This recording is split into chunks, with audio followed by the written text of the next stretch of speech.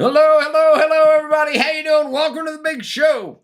My name is Mickey, and this is Mickey in the Middle, the quintessential show for Middle Americans, where all Middle Americans are welcome. It doesn't matter where you've been, doesn't matter where you're going, it just matters that you're here right now with us. Thank you very much for tuning in tonight. Remember to hit the like, share, hit the notification bell. Remember that we love your comments and that we cannot do this without you. So, without further ado, I'm going to get straight to the Mickey in the Middle Chat Olympics. So congratulations to Carolyn Greggs Ledger. It is Monday and she is bringing it strong.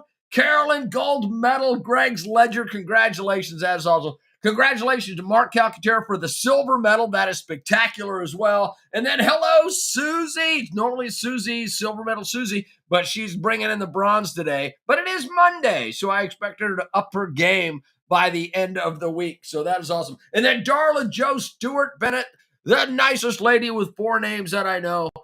She is coming in right off the podium with an honorable mention on a Monday. So that is awesome. And then Nicole Laverne Festerman.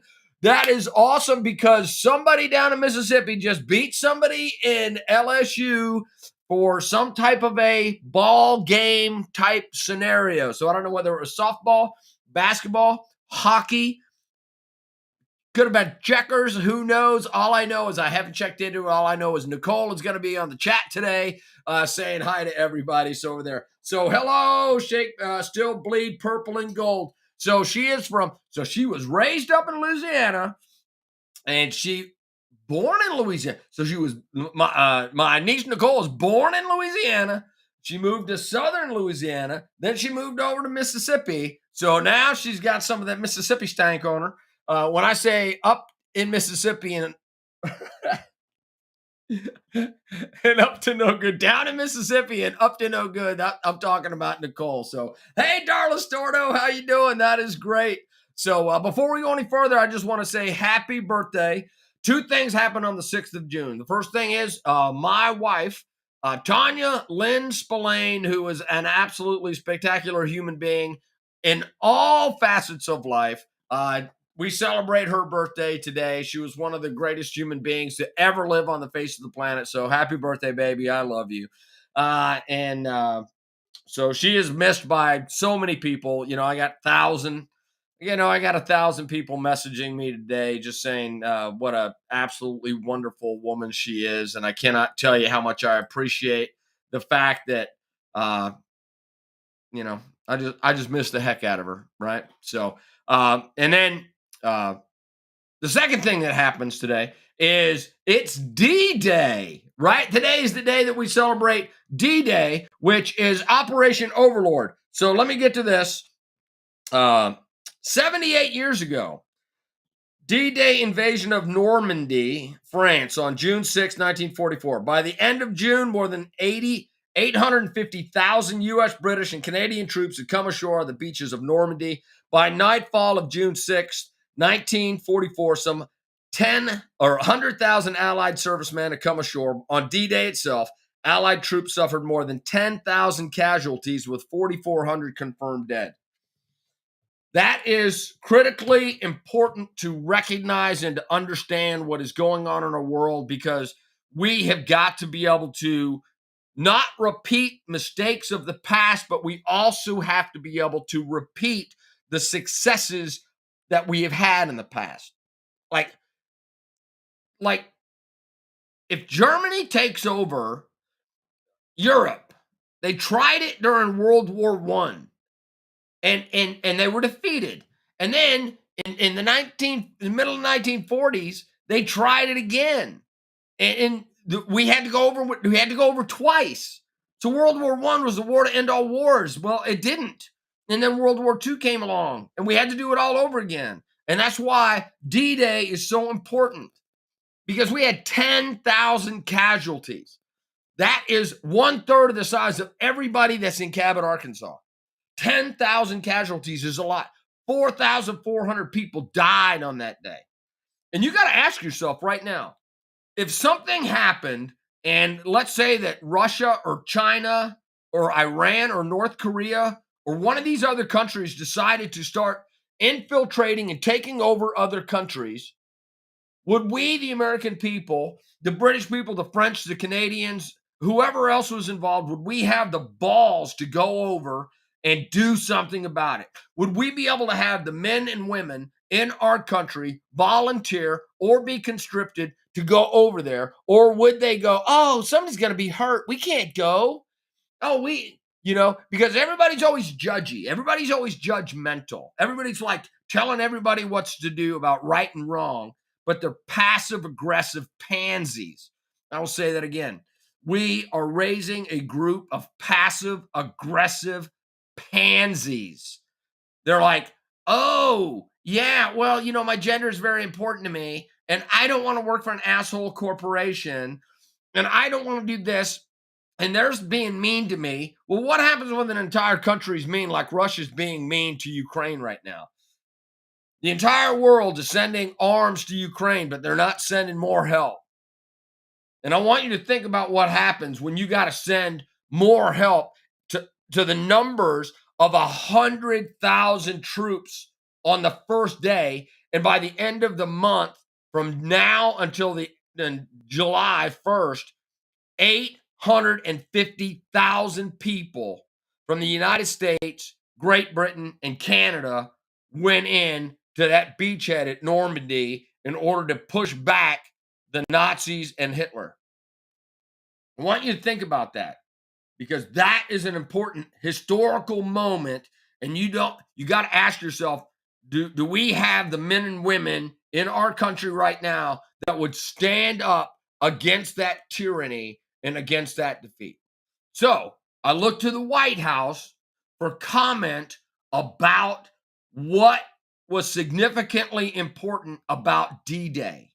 And I asked, hey, look here, let's go online. Let's go ahead and look at that.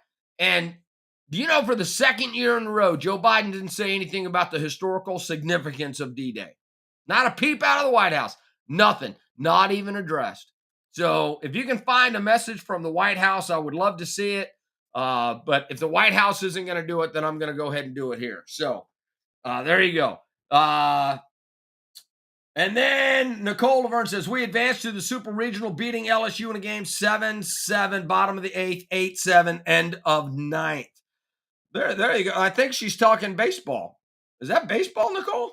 Happy heavenly birthday, Aunt Tanya, says Nicole. And then Donnie Walker, actually, the landing was Operation Neptune. Operation Overload was the plan to fly. Oh, Operation Overload was the flying. That is correct. Neptune was a naval operation. Thank you very much, Mark Caltera, who is my expert and my instantaneous fact checker and information. He's like Google. He can find anything on Google instantaneously. So that's really awesome. All right. So what else did I want to share with you today? So last week, I had a whole bunch of things that were lined up on my desktop that I was going to talk and share with you about tonight. So before I get to the topic that I wanted to get to tonight,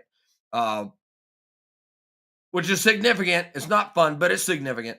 Number one, I got to have a better attitude. I'm going to tell you, I'm trying to have a better attitude. I'm trying not to be negative. I'm not trying to be passive aggressive, but sometimes I get distressed with the way that I see the world going. And I know that we have the majority of people in the United States of America are absolutely great people, but our politicians are stupid. Our politicians are some of the stupidest people ever, but man, do they talk a good game. Man, they talk a good game. But in all actuality, all they do is flap their gums. And very, very few politicians have their shit together and actually try to work things out that are the logical sequence of events that actually benefit the American people. And I'm going to tell you right now, Joe Biden is not for the American people. But here are some of the things that went on last week that I thought were good news and bad news. So let's get to the first one right now. Florida threatens Special Olympics with a $27 million fine over the COVID-19 vaccine mandates. Do you want to know why?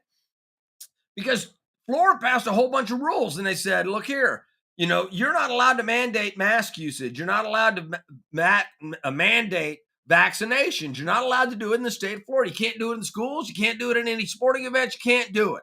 You can't do it in a business. You can't do it. You just can't do that. You cannot put people in some type of a situation that is not normal for them, that you impose your will on them. And the Special Olympics went to Florida and went, if you show up here, you got to wear a mask and you got to have a vaccination. And Florida went, what was that? Went, if you show up in the Special Olympics, you got to wear a mask, you got to have vaccination. And Florida went, hey, buddy, that's against the law. Here's the thing is, we're going to fine you $27 million if you pull that crap off. So the United States Special Olympics lifted its COVID-19 vaccine requirements for athletes on June 2nd after state of Florida threatened to fine the organization $27.5 million for a violation of state law, according to a letter obtained by ABC News reporter Jay O'Brien. So congratulations to them on that. Second thing, I don't know whether you know about this, but Corinthian colleges, this is one of the things that makes me mad. This is one of the things that make me mad. The government making up for people that get ripped off. And they're only doing it for a certain percentage of people that get ripped off. They're not doing it for everybody. So if you go to college and you get a degree in underwater basket weaving, and it's not good for shit, and you have $250,000 worth of debt, the Joe Biden administration is looking at you of your problem. And they're like, oh, you went to college and now you have debt.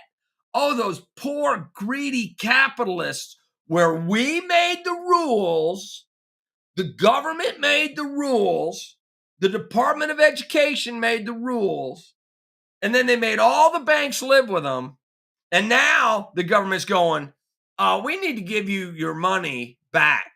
Now, it doesn't matter whether you never went to college. It doesn't matter whether you went to college and didn't get a degree. It doesn't matter what college you went to. They want to give all of your tax money, not all of your tax money, but a large, significant portion of your tax money, trillions and trillions of dollars, to people who've gone to college and have these college degrees. Aren't they supposed to be the smartest people in the world? How about paying off people's business loans? Because the people that have business loans actually went out there and employ themselves and employ other people. So wouldn't it be more advantageous to give money to people who know how to make businesses run and make money and start jobs? Wouldn't it be more beneficial to give them a break so that they can do better business, so they can hire more people, rather than to give it to a bunch of either unemployed, worthless college graduates or college graduates that have gone out, gotten a good job, and now refuse to pay their loans off? So either way you cut it, if somebody goes and gets a useless degree, we want to pay off their college loans. And if somebody was successfully gone through college, got a good degree, and got a good paying job, we're supposed to pay their loans off too. What kind of hell is that? That's ridiculous. I mean, there's two solutions. Give it to the least among us, right? Take that money, instead of giving it to these college kids who either, one, can't be successful and don't know how. Don't give it to the people that are successful and can pay off their loans, but either give it to businesses or give it to the least among us if you're going to take my money. My preference is that you don't take any money and you don't give that money away without having a national referendum on this and talking about, number one, should we be adding to the $30 trillion debt that we have by paying off anybody's loans? And where in the hell does personal responsibility come into this? And when does the American opportunity to come in? When the government traps people in bad situations and saying that, hey, look here, you're getting you're getting some type of help from the United States government, from the state, and we want you to lift yourself out of that. But as soon as you get a job, we're going to cut you off. It's like Social Security. People that get Social Security, you're getting Social Security, but if you go to work, they cut off your Social Security. Why? So that's the same thing what's going on with these college loans. Why in the hell is the government saying, Well, if you make money, you can't keep the money that we promised you. So we don't want you to be a productive citizen. We want you to sit on your ass and get all your Social Security. We want you to sit on your ass and get welfare. We want you to sit on your ass and we'll pay off your college loans. It's ridiculous. That's crazy. All right, what's up next on the old hit parade? So anyway, billions in student loans erased for students preyed upon by Corinthian College, most relief yet by the White House. And what they're going to do is they're going to pay out $5.8 billion to 500,000 borrowers. I think that's illegal. I think that they're illegal. Yeah, they rip people off, but I'm not really sure where somebody else getting ripped off should affect me. I'm not really sure about that. All right, next thing up. White House to pay interns for the first time this fall. Did you know that it has been a law for a really, really long time? It's been a law for a really, really long time that if you have an intern, you got to pay the intern. You just can't have free internships anymore. The United States Labor Relations Board got that codified into law that said that you're no longer allowed. Now, people still do unpaid internships, but I believe that those are illegal. I'm pretty sure that they're illegal. What does it say? But the federal government had a waiver for that, right?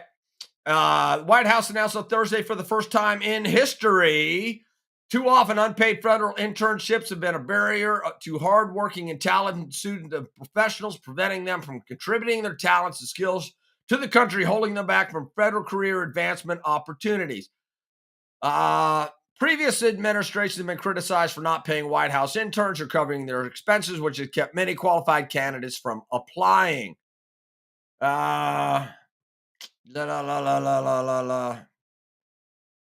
Anyway, yeah, I'm done with that one. I'm done with that one. I'm tired of complaining about that. All right. And then this is the craziest. This is the craziest story from last week. I know that we're 18 minutes into this. I'm gonna try to move along. All right. Investors. It doesn't say investigators. It says investors. Investors call for human rights report at gun maker Stern Ruger. So investors call for human rights report. So they're going, hey, look here, we've invested in your country. We want to know what the impact is of our business on human rights. So here's the thing. Investors are calling for human rights report at gun makers. Why don't they go to anywhere else except for the investors are cutting their own throat. They're going to come out and say, what do you mean? We sell guns. People defend their homes. I just thought that it was crazy that investors call for a human rights report if they don't want to support a gun maker, why are they investors? That's crazy. And then this last guy, whatever I want with my guns. GOP lawmaker pulls out handguns while he's got the floor in Congress, but he's at home. He's at a White House hearing from home. He pulls out a gun, and then all of the Democrats went, oh my, look at that gun. He's got a gun. He's got a gun. And the dude turned around and went, yeah, I got a gun. I'm in my own house. I'll do whatever the hell I want in my own house with my own guns. I love that. That's absolutely spectacular. I love that. I absolutely love that. All right, so I'm going back to. All right. So more news. More news. I think we're only going to do news tonight. I think I'm going to have to do my critical thinking stuff tomorrow. So tomorrow we're going to be talking about critical thinking in the United States of America. Why are they? People keep texting me. I wish people would just leave me alone. All right. So there are between 10 and 15,000 people that have started in southern Mexico that have now started a convoy. It's not a convoy. It's a what are they calling it?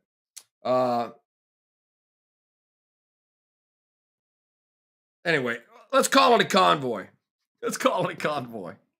Whatever it is, 10 to 15,000 people. Of those, 2,000 people are children, and they are making the journey from southern Mexico to the United States border. And their message to Joe Biden is, you better let us in because you said you were going to let us in.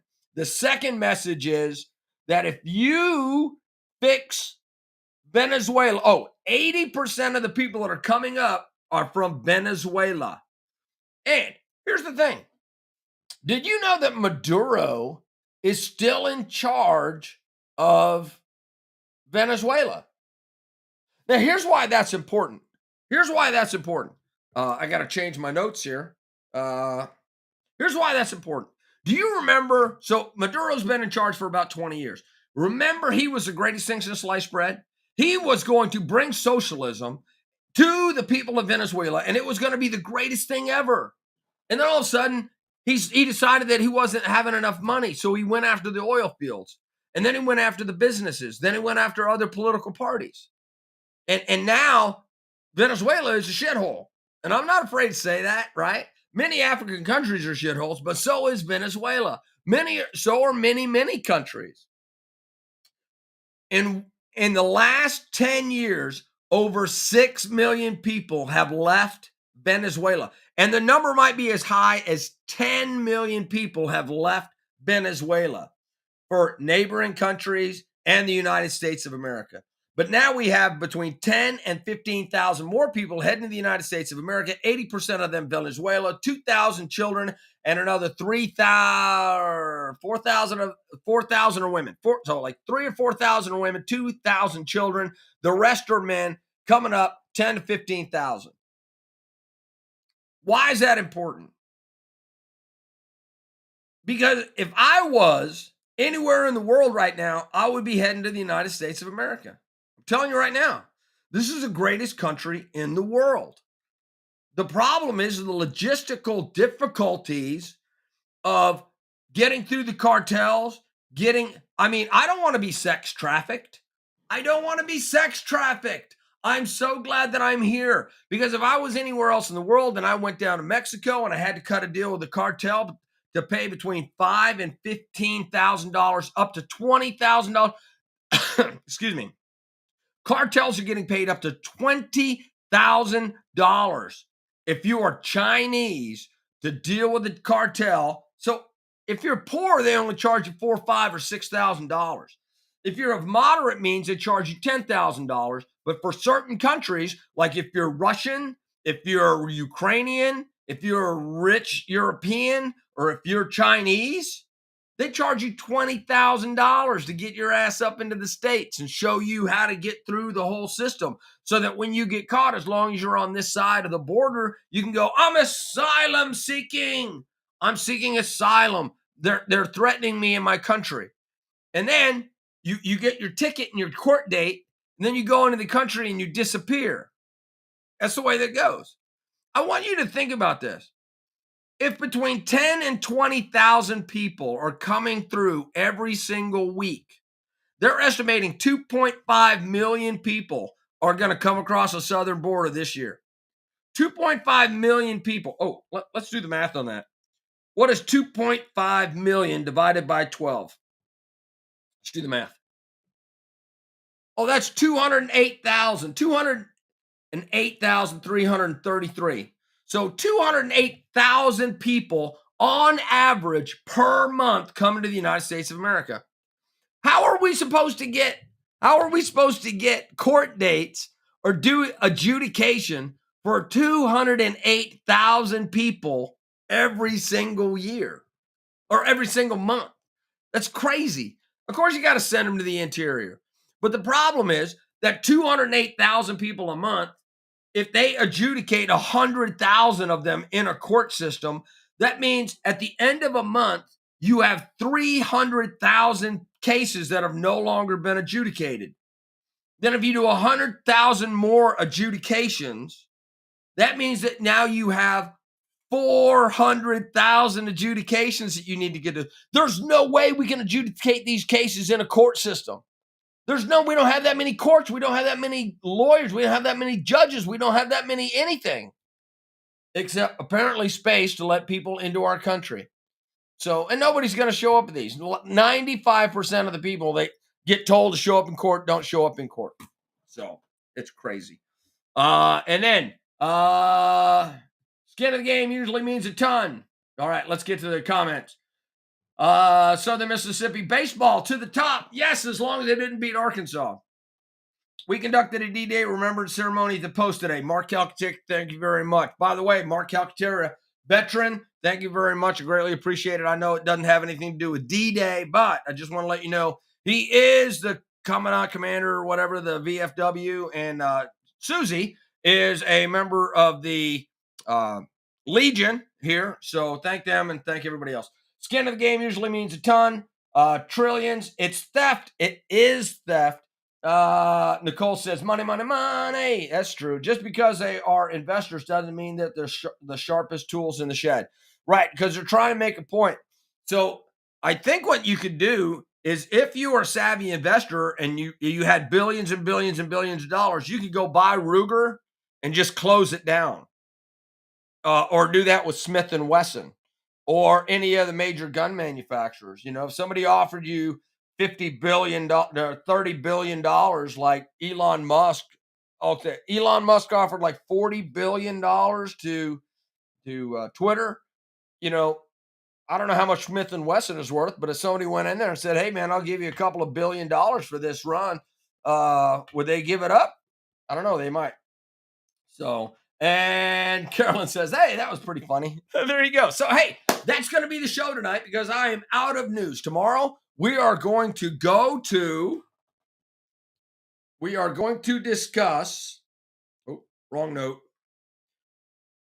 We're going to discuss critical thinking in the United States of America and how it applies. I sat here all day critically thinking when I wasn't fishing or when I wasn't watching TV. I don't watch a lot of TV, but for some reason today, I felt like I needed to watch some TV. And I was disappointed, as always. Whenever I watch TV, I am disappointed, number one, that I'm wasting that much time, but number two, at how dumb watching TV actually makes me. So I started writing down about critical thinking, about the elements of critical thinking, and how you start off in life being totally ignorant, and that somebody has to present some type of information to you. So you go from being ignorant to information. And then there's a great deal of influence that goes on in there. And then you have to decide whether you are going to believe that, not believe that. But we're going to talk about all that tomorrow, because tomorrow's going to be a very, very good show. Well, I hope it's a good show. But it's going to be about critical thinking. And I want you to think about, do you critically think? And do the people around you critically think?